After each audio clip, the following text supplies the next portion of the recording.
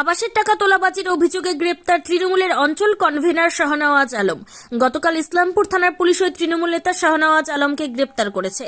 বৃহস্পতিবার ওই তৃণমূল নেতাকে ইসলামপুর মহকুমা আদালতে পাঠিয়েছে। এই নিয়ে তৃণমূল অঞ্চল কমিটির সূত্রে জানা গিয়েছে কি শাহনওয়াজ আলমকে দলের সমস্ত পদ থেকে বহিষ্কার করা হয়েছে।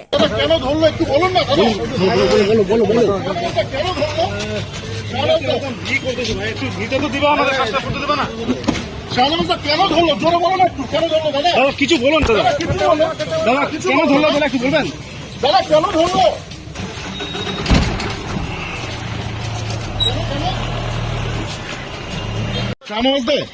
বললাম যে একটা অডিও ভাইরাল হয়েছে, বলছেন মুখ্যমন্ত্রীকে ক্রিমিনাল মাইন্ডে, কি বলবেন? এরকম কিছু না, আমাকে ফাঁসানো হচ্ছে। আপনি আবাসের টাকা চেয়েছেন দাদা? আবাসের টাকা চেয়েছেন মানে কে ভাষাতে পারে দাদা? বুঝতে পারছি না। কে ভাষাতে পারে? একটু দাঁড়াও, একটু কে ভাষাতে পারে? জানি না। কে ভাষাতে পারে বলো না। দাদা তুমি আবাসের টাকা চেয়েছো? না সরানো মানে মেরে দেবে, তারপর সরাবে নাকি? হ্যাঁ, মেরে দিয়ে সরাবে।